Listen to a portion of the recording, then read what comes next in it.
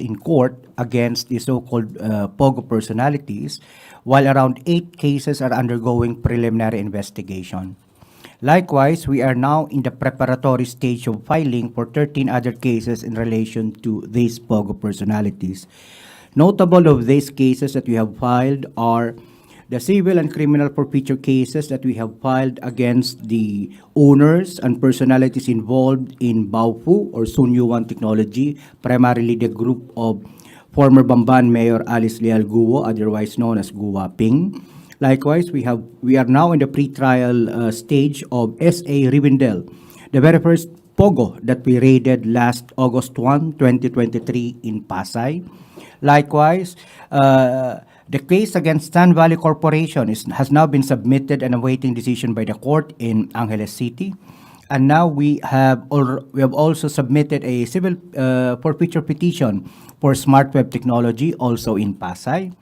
Then we are now in the stage of preliminary investigation submitted for resolution for Lucky South 99, or the case involving Cassandra Leong and the former presidential spokesperson Herminio Are Roque, and other cases involving Alice Leal Guo includes the following: the petition for the cancellation of her birth certificate by the Office of the Solicitor General. Likewise, a case against Alice Leal Guo for material representation filed by the Commission on Elections for running as a Filipino despite the fact that her birth certificate is of spurious nature. Other cases are also ongoing, and we still have a few more that are awaiting a resolution before the Department of Justice. And you may have known that we have raided another Pogo run by South Korean nationals last 2 nights ago in Pasay City. They were hiding in a basement in that particular hotel. So we're developing a series of cases against these individuals, against most likely the corporation as well, and most likely also the owners of the hotel for allowing the operation of an illegal Pogo under their territory, under their hotel, so to speak. And lastly, allow me to update the body in relation to the foreign nationals that were deported in relation to PAOCC-led and supported operation. As of December 2024, we have already deported 2,121. Let me qualify. These 2,121 deportees are only for those operations that were led and supported by the Commission. This does not include those who have voluntarily left the country as of December 31, 2024 in relation to the Pogo ban. As of the moment, we still have in our PAO custodial facility 337 foreign nationals awaiting deportation and or repatriation. They are awaiting such deportation and repatriation in as much as we are also waiting for their legal documents, primarily their one-way travel documents, passports, and or NBI clearances. Now, with regards to the properties that we have seized in relation to the Pogos that we have raided, medyo marami-rami ho. We already, unahin natin sa mga sasakyan, we have 134 seized vehicles from Pogos. These are all awaiting disposition by the court kung ano po ang kanilang magiging kahinatnan. And we also have several properties that are under various stage of civil forfeiture. We have one S.A. Rivendell Corporation, sa Pasay po ito. Smart Web Technology Incorporated, sa Pasay din po. Sunyuan, otherwise known as Baofu. Taian Clinic and Laboratory, also in Pasay. Lucky South 99 in Porac. Tourist Garden Hotel in this is Lapu-Lapu City, Cebu. So these are just some of the statistics and figures in relation to our fight against Pogo. Ms. Dana?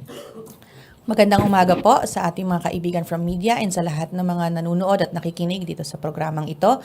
Sa ngalan po ni BI Commissioner Joel Anthony Viado, good morning to all. So ngayong umaga, we will be updating the media about the efforts of the Bureau of Immigration on combating human trafficking and as well as the illegal pogo operations here in the Philippines. Two tier yan, nakikita natin that they are not just conducting illegal pogo, there's also a human trafficking aspect dito sa pagdadala nila at sa sapilitan nilang pagtatrabaho dun sa ilang mga empleyado po ng pogo. ASEC, may I show the presentation? So, just a brief backgrounder doon sa ating fight against illegal pogo workers here in the country. Nagsimula po ito lalong-lalo nung inanunsyo po ng ating Pangulo noong July 2024 ang pagban ng pogo operation sa bansa. So as an effect, na binigyan sila ng until end of 2024 to cease operations. As a consequence, lahat po ng foreign workers under POGOs were required to downgrade their visas and leave the country before the end of the year. Next slide po, please. There. Next slide. Prior to December 31, 2024, ang deadline po ng mga POGO workers to voluntarily leave the country, downgrade their visas and leave the country. Nagbuo ang Bureau of Immigration ng isang task force na siya pong nag-ensure ng compliance ng mga POGO workers as well as monitoring ng mga foreign POGO workers. Binigyan po sila until December 31 para mag-file po ng downgrading ng kanilang visa. Ang ibig sabihin po ng downgrading, yung kanila pong working visa are being converted back to the original status, which is a tourist visa, and to leave the country by the end of December 31. The BI together with PAGCOR ay minit po ang mga POGO company representatives upang malaman nila at maipaalala sa kanila na kinakailangan nilang at may responsibilidad sila na ipa-downgrade ang visas ng kanilang mga foreign workers. So hindi natin masasabi that they were not informed. They were given ample time upang mag-downgrade ng kanilang visas at lumabas po ng bansa. So nag-develop din po tayo ng electronic system upang ma-monitor yung compliance natin at movement ng mga POGO workers. So some issues faced during this phase before the end of the year. Yung ilan po sa mga kumpanya ng mga POGO na ito ay umamin na nag-antay sila up to the last minute hoping for a reversal of the policy, for a change of heart of the national government. Ngunit firm po ang ating national government in its decision to ban online gaming in the country. Yung mga companies din po providing support services to POGO companies have also expressed that they should not be part of those to cease operations or mga empleyado nila to downgrade or leave the country. But malinaw po doon sa nilabas po ng PAGCOR na kasama po sila doon sa mga saklaw nitong pagsisis ng operations in relation to the POGO industry. So after the December 31 deadline, binigyan na sila ng ample time up until December 31. So dito na po magsa-start ang punitive action natin dun sa makukulit na hindi sumunod doon sa requirement na pag-downgrade at pag-alis po ng bansa. So meron po tayo yung slide natin, please. Next slide, please.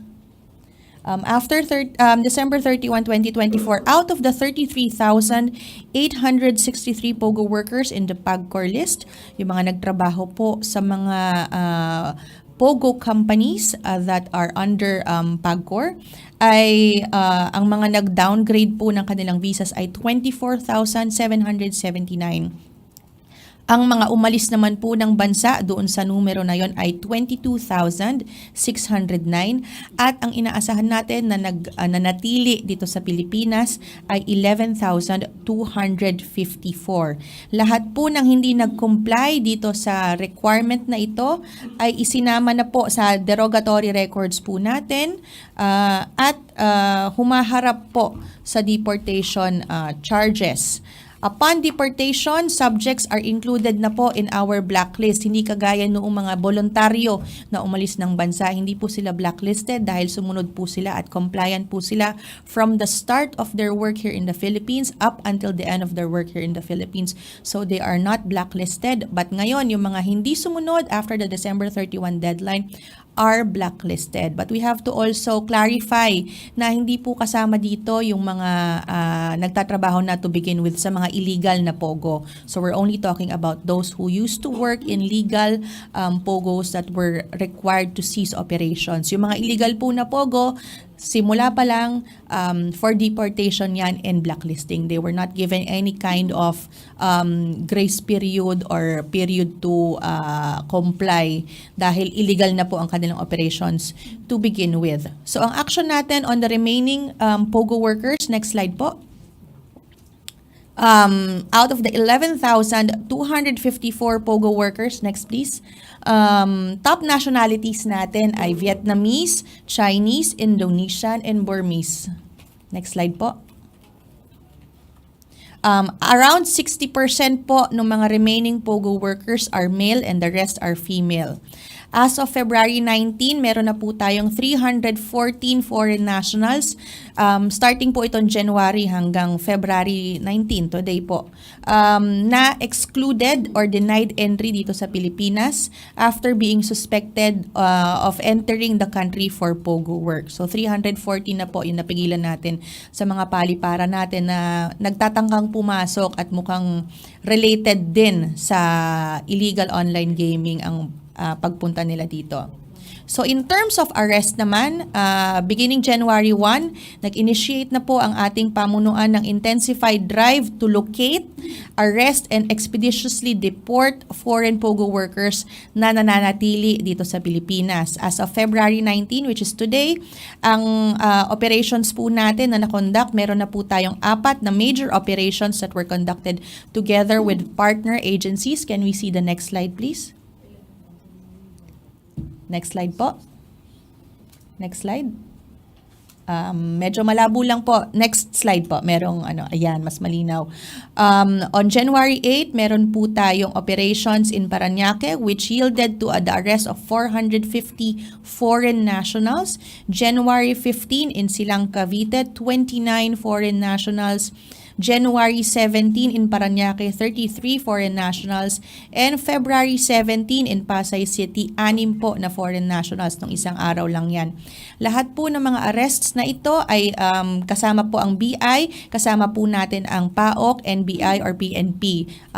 It's a partnership po among law enforcement agencies dito sa pagtugis ng mga illegal online gambling workers dito sa Pilipinas. Kasi nakikita natin that it's really a problem. Nakikita natin na marami ito. Hindi ito kakayanin lang ng Bureau of Immigration and malaking bagay po yung tulong at cooperation ng law enforcement natin, lalong-lalo ng PAOCC which is our dear partner dito po sa paghanap at paghuli ng mga illegal foreign workers na ito. May mga challenges tayo na kinakaharap doon sa paghuli nitong mga pogo workers. Una po, yung ating holding facility which is located inside Camp Bagong Diwa in Bicutan, Taguig, has a capacity of only 100 individuals. Ngayon, kung nakita niyo yung slide kanina, 518 na yon. Sobra-sobra na po. So, malaking bagay po sa atin ang tulong ng ating partners. Ang PAOCC po, napakalaki ang naibigay na tulong sa atin in terms of housing, yung mga detainees natin, providing an area kung saan po sila temporarily held prior to deportation. Meron din po PNP at NBI na tumulong po sa atin dyan. Physical custody is with other agencies dito po sa mga raids na ito, but legal custody remains with the BI habang nag-undergo po sila ng deportation proceedings. So isa pa po sa challenge natin is the government allocation for meals of each ward is 70 pesos per head. So in most facilities po, the meals of these individuals or other needs po are shouldered by the arrested individuals themselves or by the agency with the physical custody. Tumutulong din po sila as well as their embassies. So the BI is already coordinated with local law enforcement agencies para po magkaroon tayo ng provision for a bigger holding area. I am not at liberty to divulge yet, pero meron po tayong ini-expect na bagong malaking holding facility for these foreign nationals. Siguro in the next few months, we would be able to finalize the arrangements for that. So let's go to trends on Pogo workers for 2025. Ang nakikita po natin na trends ngayon, smaller groups na, hindi na po yung malalaking grupo na 1,000, thousands po, hundreds in one compound, but it is most of the Pogo operations now, the illegal Pogo operations, are in smaller groups. In gated communities like condominiums, residences, yung mga hindi po basta-basta napapasok ng tao, mukhang yun po ang tinatarget, yun ang nakukuha nating intelligence information, na yun ang tinatarget po ng mga operations nitong mga Pogo workers. And lastly, another cause for concern for the Bureau of Immigration is that yung similar modus na ito, yung Pogo-like operations, yung ilang mga kababayan natin na aresto, kung maalala natin, na ligtas rather dito sa Pilipinas after being part of similar operations here in the Philippines. Pero sila rin po ay nag-a-attempt na umalis ng bansa. Going to countries with Pogo-like operations na meron po mga ganong uri. They are posing as BPOs, call centers, ire-recruit sila sa social media, sa Telegram app ang kanilang usapan kung paano yung arrangements. They are offered like the last one I saw was 50,000 pesos a month, free board and lodging, free meals, free travel. So ganda ng offer. But the truth is it's not real kasi pagdating doon, it's really a scam hub. So doble-doble layers yung victimize doon sa mga kababayan natin kasi sila po ay pinapunta doon, naloko, pero hindi pala totoo yung trabaho, hindi sapat yung sweldo sa kanila or hindi sila pinapasweldo. Sinasaktan sila kapag hindi nila nare-reach yung quota ng mga nai-scam, and at the same time they are being required to be part of the syndicate.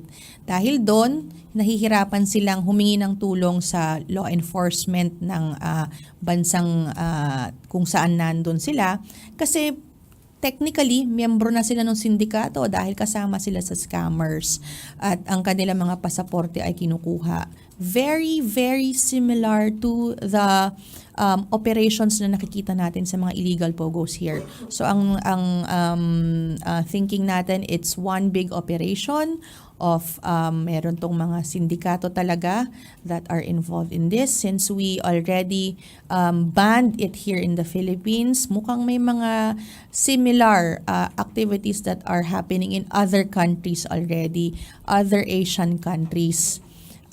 Kaya po yung ilang mga kababayan naman natin ang reverse. That's why we are trying to give out all the info about it kasi very rampant siya on social media. Kahit kayo po mismo i-search ninyo sa social media, ang dami pong mga Pogo work, hiring abroad, mga ganun po na ang offer ay pagkagaganda pero hindi po totoo. It's really a scam hub. At ang modus nila is they would pretend to be a female, merong parang set kung saan merong kunwari nasa kwarto, nasa office, nasa sala, and they would talk to their victim on dating app and then they would entice the victim to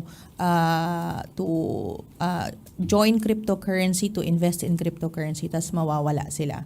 So similar yung modus dun sa nangyayari dito at saka nangyayari sa ibang bansa. So in 2024, ang na-record po natin na similar ang trabaho na pupuntahan, Pogo-like operations abroad, 118 Filipinos po recruited to work in companies posing as BPOs but are actually scam hubs. Ang business model niyan parehas po sa mga Pogos dito sa Pilipinas. So next, let's move on po to the process of deportation for foreign workers. Bali, ang pinagdadaanan po ng foreign workers, once sila po ay matag as illegal alien, we arrest them, we kinocommit po natin sila. Physical custody is with the partner agency. A charge sheet is issued for the initiation of the deportation case. Paglabas po ng deportation order, ini-implement na po natin yan. Ang requirements lamang po for implementation ng deportation ay passport or travel document, NBI or court clearance kung may court case siya dito, and outbound ticket. Very simple and very easy, supposedly, to acquire. But there are challenges in the implementation of deportation orders. Ilan po sa mga common issues that we are encountering ay yung mga foreign nationals that are undocumented. So wala po silang pasaporte at wala po silang travel document. What is the implication of that? Ang mga foreign national po na ito ay kinakailangang pumunta or kinakailangang ikuha ng kanilang travel document sa kanilang embahada, and it takes a lot of time. Siguro yun na lang na masasabi natin to get that, because the usual process would be they would get the name, and then the name would be checked doon sa main country kung saan siya nanggaling, and the clearance to issue the passport. So it's a tedious process for the embassy, and we need that to be able to board a foreign individual or with the assistance of their embassies. NBI clearance and court clearances kung meron silang pending cases here in the Philippines. Kung mga fugitives ito, yung logistics of their escorts, or yun yung mga foreign police that would be coming here to the Philippines to escort the fugitive out of the country.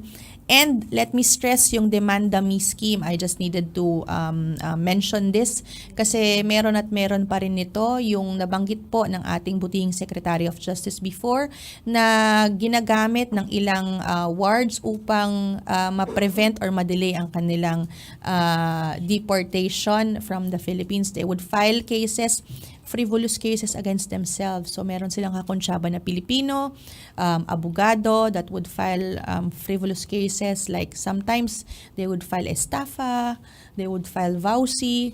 Minsan there are cases before na vowsy case, nag-file ang asawa pero araw-araw bumibisita yung asawa, may dalang pagkain. So very obviously it's a made up case just to be able to delay the deportation. So ang efforts natin to overcome these challenges, ang coordination natin ngayon with the embassies para expeditiously ma-issue nila, and in batches ma-issue nila yung mga travel documents since maramihan po ito. Nag-request din po tayo ng assistance ng PAGCOR sa procurement ng tickets for deportees. And nag-coordinate na rin po tayo sa NBI for efforts to further streamline the issuance of clearances for deportees. Malaking tulong din po ang commitment ng Department of Justice na yung mga involved sa demanda scheme ay habulin po at makasuhan din, madisbar din. Nabanggit po ng ating Secretary of Justice na madisbar yung mga abogado that are accepting these offers for the Demanda-Me. Kasi malaki po ang inaalok nila para lang hindi sila ma-deport dito. Nasa bandang dulo na po ako. Pasensya na kung medyo mahaba. Implemented deportation orders natin for 2025 as of date. A total of 120 have been deported out of the 518 arrested this year. So in 7 weeks, nakahuli na po ng 518. Nakapag-deport na po tayo ng 121. Kasi nagsimula po yung paghuli natin dito sa mga Pogo workers na ito that used to be in legal Pogos here after the December 31 deadline. So 7 weeks lang, nakahuli na tayo ng 518 and deport ng 120. So umaasa pa po tayo, inaasahan pa po natin na marami pang batches of deportation in the next few weeks upon release of their travel documents and receipt of their outbound tickets and clearances. Another batch of 150 Chinese nationals are set to be deported as well sa susunod po na linggo. And nakapag-approve po ang BI ng voluntary deportation of another 45 Pogo-related foreign nationals. So, summary po ng figures, out of the 33,863, remaining in the Philippines is 11,254. Arrested Pogo for 2025, which is the start of the arrests natin, itong 11,254, is 518. May sumurrender po sa atin, 45, at ang na-deport po natin is 121. So for our way forward, ayoko lang pong masunog pero may mga susunod pa pong major operations ang BI together with PAOCC. Director here is knows it, so we can't divulge siguro the information pa, and other local law enforcement agencies. Nag-initiate na rin po tayo ng talks with embassies to expedite the deportation proceedings, and the fastest po deportation for Pogo-related foreigners was 2 weeks. So talagang we expedited the deportation of these foreign nationals kasi ayaw natin din na nananatili sila ng matagal dito because we would have to spend for their detention. Of course, kumakain, may logistical costs yan. We are also conducting strict arrival formalities against foreign nationals who were involved or likely to engage in illegal Pogo operations in the country. So nabanggit na natin kanina yung data dyan. We are initiating or initiating legal action against Pogo employers who failed to comply with the deadline being considered. Kasi tandaan po natin, hindi lang po ito isang individual, ito po ay marami. So ang mga kumpanya nila na nagpetisyon sa kanila ay may responsibilidad na siguraduhin na sila ay legal na pumasok, legal na manatili, at legal na aalis. Hindi po maaari na basta na lang sila nag-iwanan sa ere. They still have that responsibility and we're studying filing cases against them for the breach of this responsibility. And then we are also conducting strict assessment of foreign nationals sa pag-grant po natin ng working visa kasi there might be companies and we are investigating companies that are fronts for illegal Pogo. So maaring nagpe-pretend na isang manufacturing company, isang BPO, but is actually an online gaming company. So we are also investigating some companies that are suspicious with their operations. So just to close ang presentation ng BI, we are not tolerating and we will not tolerate online gaming here in the Philippines. Tayo po ay nakikipag closely coordinate with law enforcement agencies, with PAOCC, NBI, and PNP to ensure that the order of President Ferdinand Marcos Jr. to ban Pogo operations in the Philippines is implemented and foreigners involved in Pogo and scam hubs have no place in the country. Hindi po natin tinatanggap yung pananatili nila dito. We have long tolerated their stay here in the Philippines and we have seen that marami na ang kanilang social cost. Yung pananatili na nila dito ay may social cost, may negative impact na sa community, and we support the move of the President to ban Pogos here in the country. So ang BI po, together with other law enforcement agencies, ay relentless in arresting and deporting illegal Pogo workers. And we also want to stress that individuals who coddle illegal Pogo workers will face cases for harboring illegal aliens. Kakasuhan din po natin yung mga nagkukup-kup dito sa mga Pogo workers na ito. And tuloy-tuloy yung ating fast and weekly arrests and deportations. Yun lamang po. Salamat and good morning. Thank you, Director Kasha and Ms. Dana. We're now opening the floor to questions. Kat Domingo, ABS-CBN.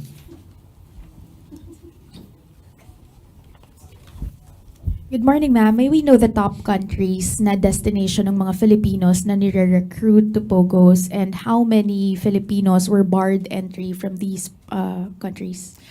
Usually po, they are not being barred entry, papapunta po dun sa mga bansang yon. But we have noticed a trend, Cambodia, Myanmar, Laos, yun po yung ilan sa mga bansa that our kababayans go to. And we noticed that they have Pogo-like operations. But hindi limited ito dito sa mga bansang ito kasi sometimes many of our kababayans would transit from one Asian country to other Asian countries just to make it seem like it's a regular vacation or a travel. We have also received intelligence information that ito pong mga scam hubs na to are expanding their reach and are trying to open similar operations in other countries as far as the Middle East. Yun yung nakuha po natin na information. So, we are quite worried about this trend kasi hindi lang ito trend sa Pilipinas, hindi lang ito natin dito nakikita. But we have also discussed this with other ASEAN immigration leaders. And it is something that is being observed already in some Asian countries and is already posing a problem to the region. And what is the Philippines and other ASEAN countries doing to ensure that loopholes will not be present or to avoid instances of Filipinos and other nationalities flying to these Pogo hubs? Yes, I cannot answer for the other countries, but what we do is we share intelligence information about the operations of these syndicates. Marami tayong nabigay na information sa kanila doon sa mga nakukuha natin on the ground since meron tayong mga na-observe dito at nakikita dito.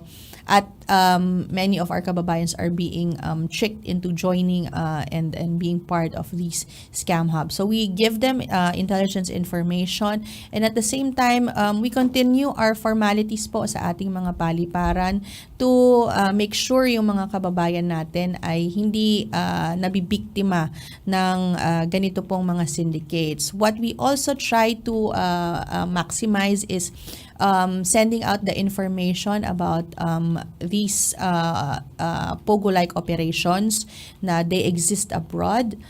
Their offers are not real. So we want people to know and understand, malaman nila na sindikato po ito. At yung mga nakikita po natin sa palabas ay nangyayari po sa totoong buhay. May show dyan sa Netflix na ganyan. Totoo po yun nangyayari na yon. Nung napanood ko yun, medyo kinilabutan ako kasi yun ang kwento nung mga na-repatriate na kababayan natin. Ganun exactly yung kwento nila. That's why we want to send the message out to people not to fall prey to these types of syndicates. Shauna Yu, People's Journal.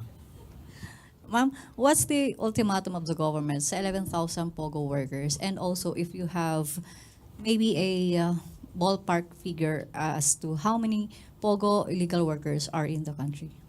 Ultimatum was long done, December 31. The ultimatum was for them to leave. So lahat po ng hindi umalis ay for deportation and blacklisting. Wala na pong excuses for that.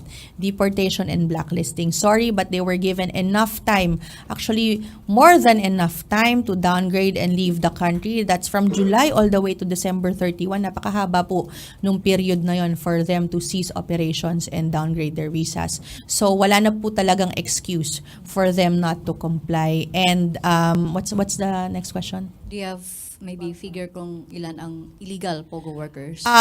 Illegal Pogo workers, actually yung 11,000 plus na yun are considered illegal already. Since they started legal, but the time that they did not leave, but the time that they did not leave ng December 31, automatic illegal na po sila. And also, ma'am, do you have knowledge or dun sa whereabouts ni former presidential spokesman Harry Roque? Is he still in the country or nakalabas na ng bansa? Unable to share information po ngayon at this moment, but we do have intelligence information on his whereabouts. Meron po tayong mga counterparts that are giving us intelligence information about it. But siguro po we will submit the information po sa proper authorities at the proper time. He is still in the country. Unable po to share information at this point. Christian Yisores, Radyo 630. Good morning, sir. Kay Director Casio po. Sir, last month nabanggit ni Yusek Gilbert Cruz na may mga LGU officials na inireklamo for negligence and failure to address yung Pogo within their areas. May numero ba yun, sir? On possible ba nadagdagan yun? So far, we have filed a graft case against Porac Mayor, Jing Kapil, and 9 other LGU officials. And of course, we filed cases against Alice Lialguo. Now, among the cases that we are building up are also cases to be filed against LGU officials of Bamban. We're also contemplating on filing graft charges and qualified trafficking in persons complaint against some other government employees, officials, no? Likewise, we're going to file environmental crimes violation against the officials of Zone U1 and Bamban LGU as well. So, with regards to the other LGU officials that we're investigating, together with the DILG, we're investigating the LGU of Lapu-Lapu City, where the Tourist Garden Hotel was located. That's the city mayor of Lapu-Lapu City, Mayor Ahong Chan, and other officials of his LGU.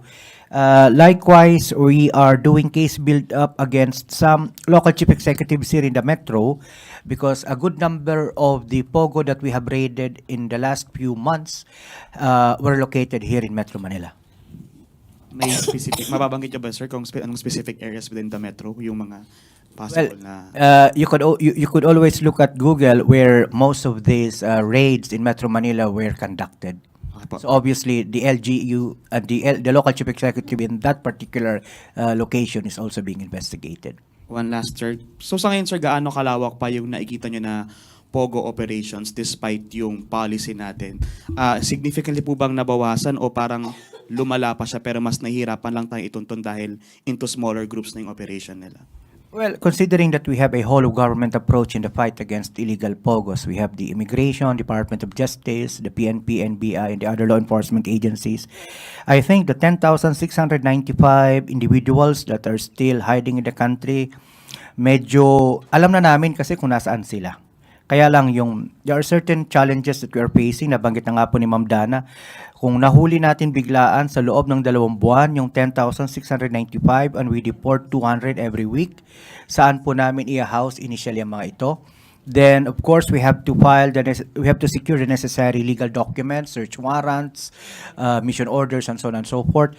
But rest assured, we have a good knowledge of where they are located. A good number of them are actually hiding in plain sight. You see them in your local convenience stores, your local malls, and so on and so forth, congregating in Macapagal Avenue. So they're all over here in Metro Manila and many urban centers all over the country. Gaya ng sabi niya ni Ms. Dana, antayin na lamang po ninyo yung mga sunod-sunod naming operations. Nagpahinga lang po kami ng BI kasi remember Feb 13, dalawang operation ang kinandak namin ng Feb 13, Feb 14, then Feb 17. So sunod-sunod po. So just give us a little room to breathe. Sam Medinilla, Business Mirror. Good afternoon.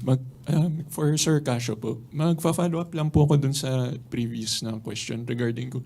Ilan po bali yung total LGU officials na naharap for possible POGO involvement? Ang nabanggit pa lamang po natin ay una si Bamban Mayor nga po. No? Yung LGU ng Bamban ay meron po tayong case build-up ongoing. Hindi lang po yung nakahabla na po si Guwaping or si Alice Lialguo, maging yung ibang mga miyembro, yung mga kasalukuyang alkalde, vice-alkalde, at tsaka yung mga miyembro ng konseho na nag-approve doon sa permit ng Sunyu One Technology, maging yung kanilang BPLO officer at saka yung kanilang mga legal officer at saka yung municipal administrator. That's for Bamban. Now, with regards to PORAC, ongoing na po, nakapag-file na tayo ng cases ng graft laban kay Mayor Jing Capil at sa iba pang, sa siyam na iba pa. Ngayon, doon naman po sa Lapu-Lapu City, ongoing pa po yung case build-up and the other officials with LGU. For Metro Manila, sir.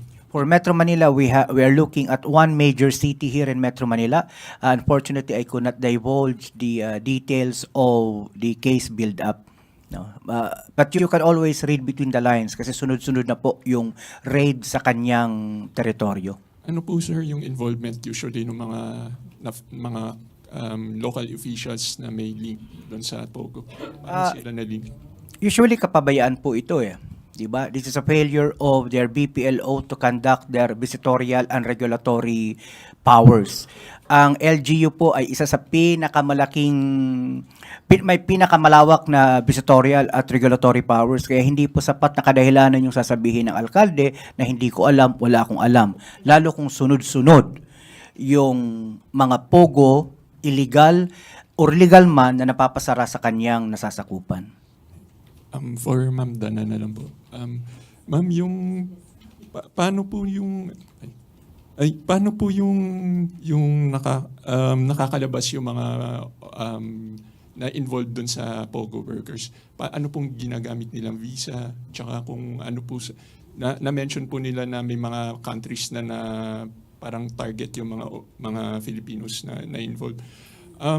May stricter screening process ba tayo dun sa mga papunta dun na Filipinos? Doon sa mga Pilipino po na lumalabas that are recruited in Pogo-like operations abroad, usually po niyan turista sila lumalabas in the guise of regular tourists.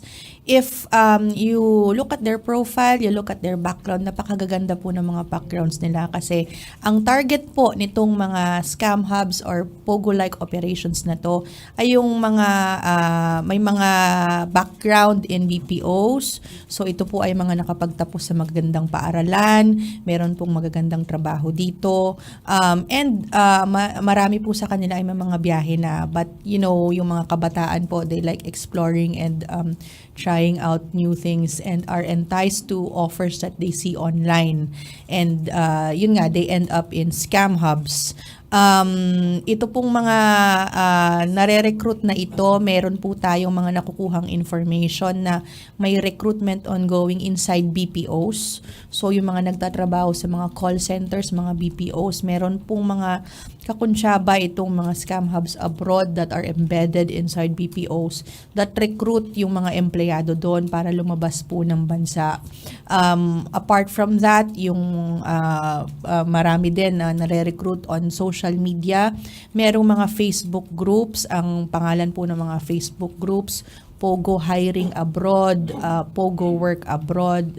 If you search that, marami po mga Facebook groups na ganyan that offer Pogo-like work sa iba pong bansa. And ang target nila din, yung mga BPO workers as well as yung mga dating Pilipino na workers po ng Pogo dito.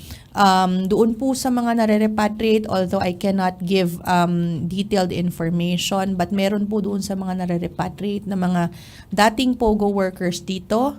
After nung stint nila sa Pogo work dito, mga Pilipino po ito, after ng Pogo work nila dito, they would leave the country and go to the other operations in other country. At doon naman po sila mabibiktima at marirepatriate po sila dito. So yun po yung mga nakikita natin na trends ngayon when it comes to Filipinos that are being victimized by these similar operations. Thank you po. Thank you. Maricel Halili, News 5. Hi ma'am, magandang umaga. So ibig sabihin mga young professionals po yung karamihan sa nare-recruit, no? Ma'am, do we have data kung ano yung naging trend dito sa scam after nung December na deadline natin? Actually, the modus remains. I don't think nag-shoot up siya or tumaas siya kasi karamihan po when we look at the figures, majority naman po ng mga online gaming workers have left the country. It's just that may naiwan na mga remnants nitong online gaming. So I don't think it's as big as an industry in the Philippines as it was before.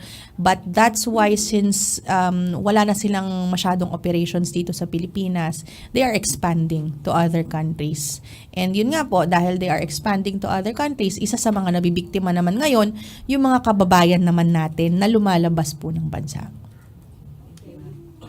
Eden Santos, Net 25. Thank you, Sec Dale. Clarification lang po muna. Yung pong 11,000 plus na natitira, no, ngayon ay 10,695 na lang po yon. So, since marami pa po yung nandito, at sabi niyo naman po, identified naman silang lahat, ano po. Meron po ba tayong deadline kung hanggang kailan natin sila dapat na ma-deport? Since alam naman po natin na itong Pogo ay kasama sa mga campaign issue po na palaging binabanggit ni Pangulong Ferdinand Marcos Jr. sa mga kampanya na po ng Alyansa ng Bagong Pilipinas. Meron po bang bagong order ang Pangulo para ma-wash out na lahat itong mga Pogo at mga illegal Pogo workers na ito dito sa Pilipinas? For the BI po, it's a year-round activity. Priority po natin ito ngayon. Actually, doon po sa announcement po ng ating Pangulo, once he announced that, agad-agad po nag-conduct tayo ng mga operations. And ang target po natin, by at least mid-year, majority po nitong 11,000 na ito ay napadeport na natin ng Pilipinas. Maricar Sargan.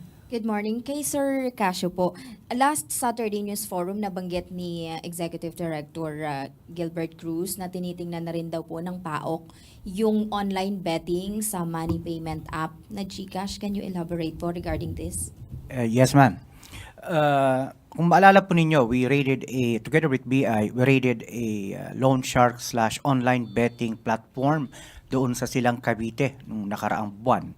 At nakita po namin na yung kanilang modus po doon is basically online betting through financial technology, fintech. No? So dito sa atin, ang fintech po natin, dadalawa po yan. Dalawang major fintech. One is GCash and one is Maya. We're studying the possibility na maaari nagagamit po yung mga fintech na ito bilang gaming platforms and or payment platforms. So we would like to coordinate with fintech, GCash and Maya nang sa gayon ay hindi po magamit yung kanilang platforms sa ganitong mga uri ng mga scamming activities.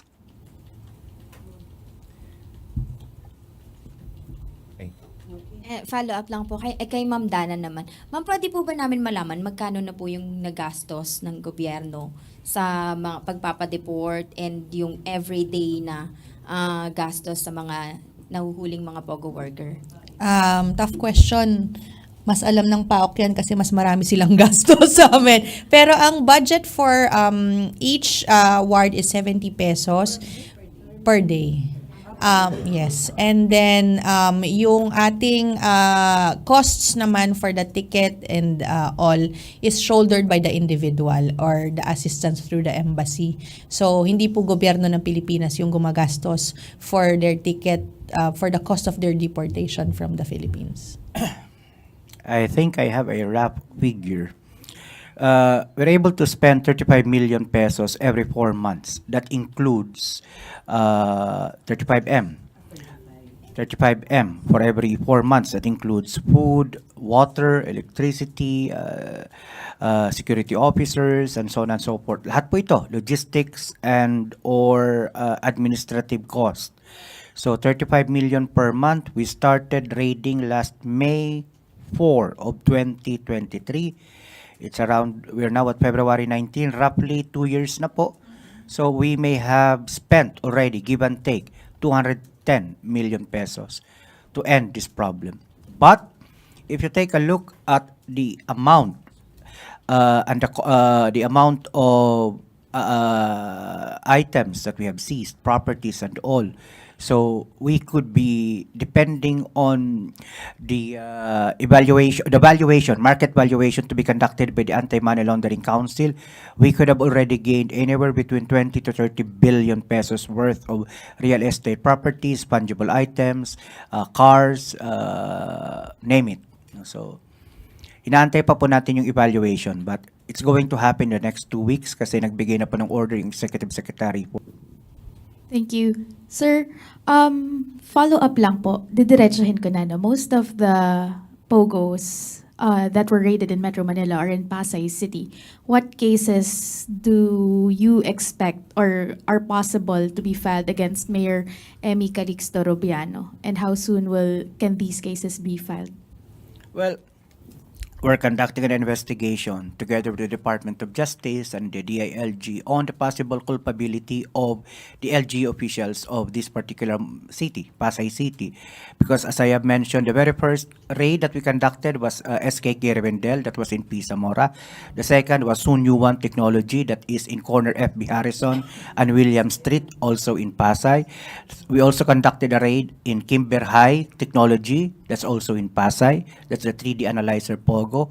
We also conducted lately a raid inside Heritage Hotel, in Pasay. Although the local chief of police has always been with us in the fight against illegal Pogo, but we're taking a look at the possible culpability, criminal liability of LGU officials, primarily those in the issuances of the mayor's permit, the BPLO certificates, the business permit, so to speak. So we have not yet reached a conclusion together with Department of Justice and the DLG on how to proceed, but the case build-up is already ongoing. It's there. Sir, may target end po nung investigation? No, we don't set targets, ma'am, because it will be dependent on the evidence that would be presented during investigation. Sir, last na. Heritage Hotel, meron po bang possible closure or suspension of their license due to the Pogo raid there? Nabanggit na po yesterday na Executive Director Undersecretary Gilbert Cruz that we're taking a look at the criminal liability of Heritage Hotel. Kung napapansin po ninyo nung nakaraang mga taon, we didn't only go after the actual Pogo personalities. We proceeded with civil forfeiture because we have to make sure na managot din po yung may-ari ng mga properties. We have to hurt them where it hurts most, their pockets, their wallet, nang hindi na po nila mapagamit yung kanilang mga properties sa ganitong mga illegal na gawain. So yes, we will definitely do a case build-up against the Heritage Hotel and its administration, its owner, so to speak. Okay, last question. Ann Soberano, Bomborazo. Sir, good morning. Ma'am, pwede kay Sir Kasha or kay si Ma'am. Ma'am, sa recruiters po nitong mga BPO workers and call centers, may identity na po ba tayo nito? May lead na po ba tayo? Kung sino-sinong mga ito, are they mga Filipinos din or foreigner? At may nahuli na po ba tayo? Sa procedure po natin sa paliparan, pag may nadadetermine tayo na trafficking case, we turn over the individual sa Interagency Council Against Trafficking. So andyan po ang DOJ at ang NBI. Ang NBI po ang magpapatuloy ng investigation to locate, mahanap po, maimbestigahan yung mga recruiter ng mga biktimang yon, and ang DOJ po ang magtutuloy nung kaso against the recruiter. So far po, meron pong mga nahuli at naaresto at nakasuhan. So nagpapasalamat din po tayo sa other members of the IACAT kasi napakalaking bagay po nun sa atin. Kasi kahit mag-intercept tayo na mag-intercept, maghapon dyan sa paliparan buong taon, kung ang recruiter nila ay nandyan pa din, nananatili, hindi titigil yung recruitment. Lalong-lalo na alam natin na nag-expand pa itong mga Pogo-like companies na to sa iba't ibang bansa. That's why parang lumalaki pa yung market. Kaya we're thankful na nakakasuhan kasi hanggat walang nakakasuhan, walang nakukulong, lumalakas ang loob ng mga recruiters. May numbers po ba, ma'am? Kung ilan? Unable lang to answer for IACAT kasi it's under DOJ. Thank you. I understand Director Casio would like to show something to the media. Yeah, we have a video presentation on the 8-month target or deadline that we have given ourselves. By ourselves, I mean the Technical Working Group Against Illegal Offshore Gaming Operations. This is basically our roadmap on how we intend to proceed together with BI and the other members of the Technical Working Group in ending this problem. Hopefully by September, we have significantly deported and filed charges against most of these criminals. 2024, President Ferdinand R. Marcos Jr. issued Executive Order Number 74. Shore gaming operations, POGOs, signaling a decisive stand against criminal activities tied to the industry, such as human trafficking, prostitution, money laundering, kidnapping, torture, and murder. Under Executive Order 74, the Technical Working Group to combat offshore internet gaming operations and their associated crimes will be led by PAOCC and the Vice Chairperson from DOJ, and its members will include representatives from DILG, PNP, BI, NBI, AMLC, SEC, and CISA. It is also recommended by PAOCC to include observers from PAGCOR, NTC, DICT, DTI, DOH, and DSWD. The TWG on anti-illegal offshore gaming operations shall 1. Further intensify the crackdown on all illegal POGO IGLs and other offshore gaming operators without the requisite license, authorization, or permit. 2. Facilitate, coordinate, and ensure the immediate investigation of individuals engaged in the offshore gaming industry who are involved in illegal activities and secure their custody through the appropriate law enforcement agency. 3. Ensure the prosecution of violators to the fullest extent of the law. 4. As may be appropriate, initiate and carry out the deportation process of foreigners employed in the offshore gaming industry in accordance with relevant immigration laws, rules, and regulations. And 5. Closely monitor the implementation of the foregoing ban until the complete termination of POGOs, IGLs, and other offshore gaming operators or services. The Commission and law enforcement operations pushed POGO activities from centralized hubs into more covert locations, such as residential areas, business districts, and hotels. Notable incidents include the raid at the Tourist Garden Hotel in Lapu-Lapu City, Cebu, another at a hotel and resort in Silang, Cavite, and the discovery of abandoned POGO-related properties in multinational village, Parañaque City. An alarming trend has also emerged. Some canceled POGO operations and former IGLs are rebranding as business process outsourcing, BPO companies, raising concerns about regulatory evasion and exploitation of legal loopholes. PAOCC has been proactive in convening the TWG with various local and national government offices, as well as international counterparts. However, addressing these challenges requires further collaboration and access to global best practices and legal frameworks. Several strategic focus areas have been identified to combat the complex and evolving nature of cybercrime associated with POGOs. These priorities align with insights gathered through consultations with local and international partners. 1. Virtual asset policy and regulation.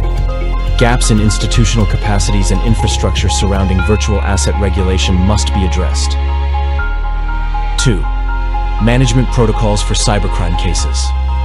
Standardized management protocols for investigating and prosecuting cybercrime cases are essential to improve consistency and efficiency. 3. Collaboration with the international community. Given cybercrime's transnational nature, global cooperation is vital. 4. Operational templates for scam facilities. Developing operational templates to combat smaller, decentralized scam hubs is imperative. 5. Institutional capacity building. Tailored training and enhanced resources are necessary for government institutions to strengthen their ability to address cybercrime. 6. Development of comprehensive regulatory frameworks. Adapting regulatory frameworks to address emerging technologies and trends is critical for fostering compliance and innovation. 7. Research and advocacy. Ongoing research and advocacy are key to staying ahead of the ever-changing cybercrime landscape. Deepening stakeholders' understanding of these issues can improve policy making and make it more responsive. By institutionalizing robust measures and fostering cooperation at all levels, the government aims to create a safer, more secure environment free from exploiting cybercrime and illegal gambling. These efforts will address immediate concerns and lay the foundation for sustainable long-term solutions to protect the country's interests.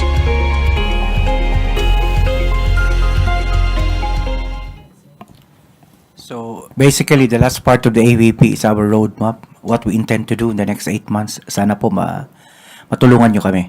And again, I could not reiterate the usual call that I say during my interviews. We're seeking the help always of the LGU. They should be our partners. They should be partners of the national government in this fight kasi hirap po kami. Sabi nga ni ma'am, 10,000 pa yung hahabulin namin. Kung di namin katuwang ang LGU, they should be part of the solution, not part of the problem. Thank you very much po. Okay. Sir, may habol lang po na 2 questions. One from Von Aquino of GMA. Dapat hindi mo na pinalabas eh.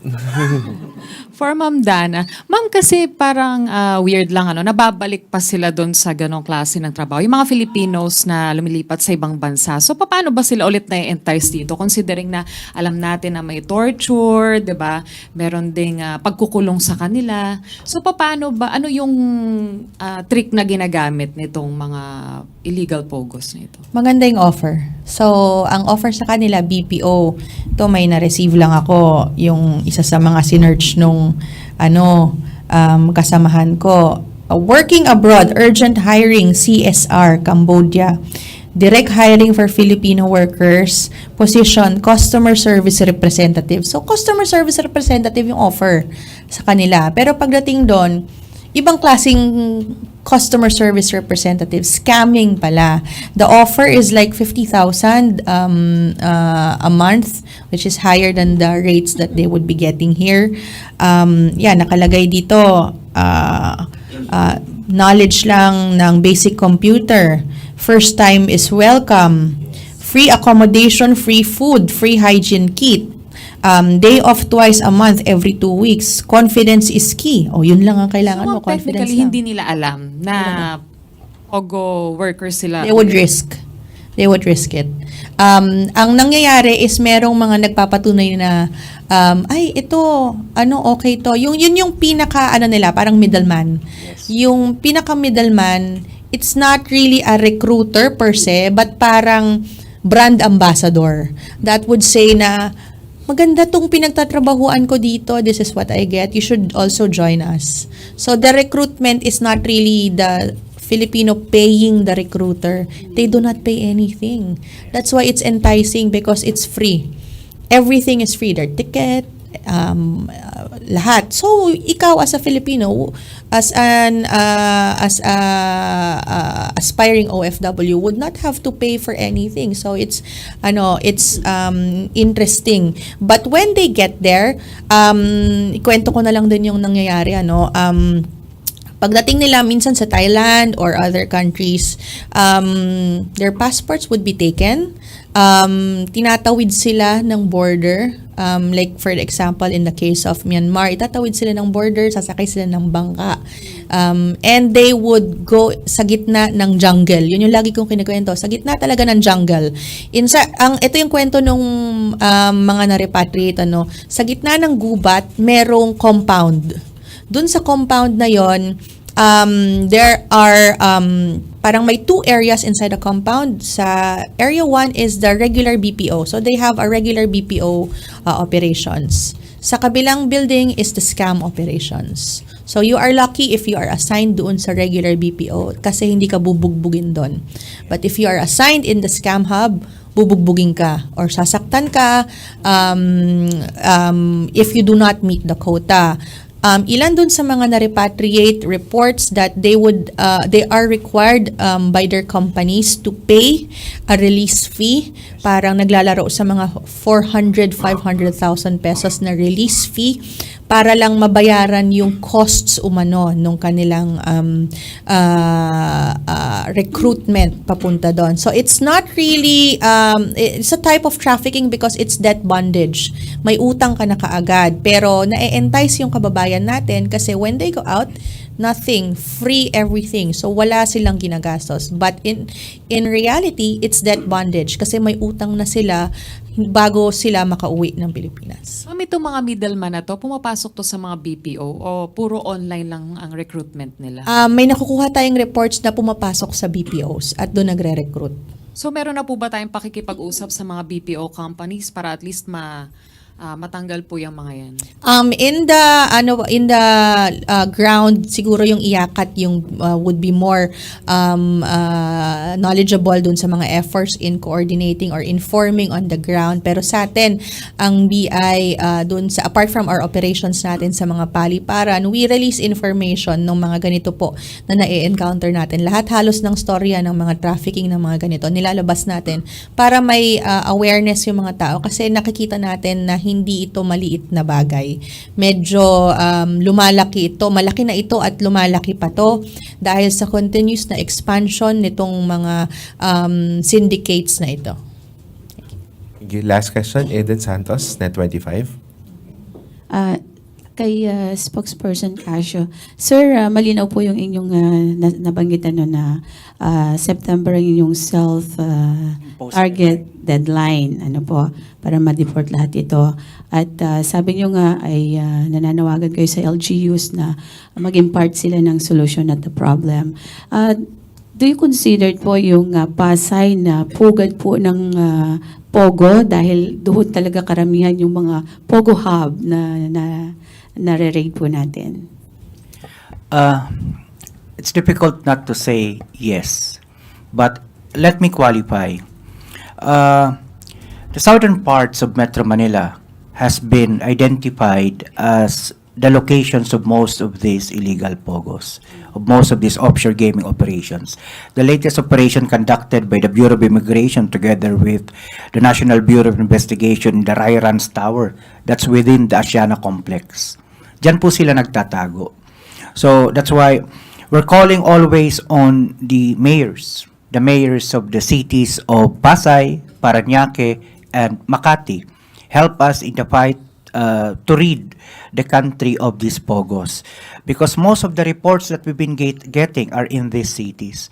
We don't want to politicize the problem because this is not a political matter. This is a law enforcement matter. But again, part of the solution of this law enforcement problem involves the decisive actions of the local chief executives of these aforementioned cities, Makati, Parañaque, and Pasay. Sir, last na lang, bakit po Pasay yung paboritong maging pagtayo ng Ma'am, I don't have a criminal mind. I could not possibly identify what is lurking in the minds of these criminals why they favor the locations of Pasay, Parañaque, and Makati. But they're there. Yung question ni ma'am, can I address that question? Because we have filed criminal cases also against Filipino recruiters or Filipinos that we have rescued from Myawaddy. No, so this is in KK Park in Myawaddy. We were able to rescue a good number of Filipinos, PAOCC, together with the Office of the Police Attaché of Bangkok, Thailand, and the Department of Migrant Workers and Department of Foreign Affairs. Napakarami pong Pilipino ang pumupunta doon. So allow me to issue a stern warning to our kababayans. If you see a posting in Meta or Facebook or Telegram or wherever asking you to go to any of the following countries as CSR, Cambodia, Laos, Myanmar, I'd rather not go to those places because you have a 50-50 chance of being tortured as estimated, as indicated by Ma'am Dana. 50-50 chance of being tortured. And we have rescued Filipinos and Filipinas who were actual torture victims. We have videos of Filipinos being tortured in Myawaddy na na-rescue namin. And hindi natin kayang sikmurain yung ganong klaseng torture. Now, if someone recruits you to go to Bangkok, Thailand for a supposed CSR-related job, there is a 50-50 chance that you will be transported from Bangkok. Once you arrive in Bangkok, you will be brought to the boundaries of Burma and or Cambodia. We know the horror stories of Chinese actors, models, etc. landing in Bangkok for supposed entertainment jobs but finding themselves in Myanmar. So please do not be enticed by these high-paying jobs because it's not worth the risk.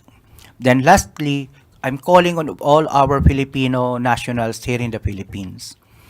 If PAOCC arrests you together with foreign nationals in scamming hubs, we will file criminal charges against you. Look at the 114 Filipinas that we arrested in the online lending application. They are still in jail, awaiting their ability to pay the bail because we have filed 5 criminal charges against 114 Filipino nationals for being involved in scamming. Magkanong piyansa? 250,000 pesos. So hindi po sapat na dahilan ng sabihin na naghahanap buhay lang kami kung ang hanap buhay mo ay gumawa ng krimen. Yung nahuli po natin 15 Pilipina na kasama nung 6 na Koreano dun sa Heritage Hotel, we have decided already yesterday that we will file charges against all of them. For this to be a stern warning, a very strong message to all Filipinos na pag kayo ay nakisabwat doon sa mga foreign nationals na nagsasagawa ng scamming, iahabla kayo at makukulong kayo. May pananagutan sa batas. Thank you. Thank you very much. Maraming salamat po, Director Castro at Spokesperson Sandoval. Dito na po nagtatapos ang ating briefing ngayong araw. Maraming salamat Malacanang Press Corps at magandang umaga po.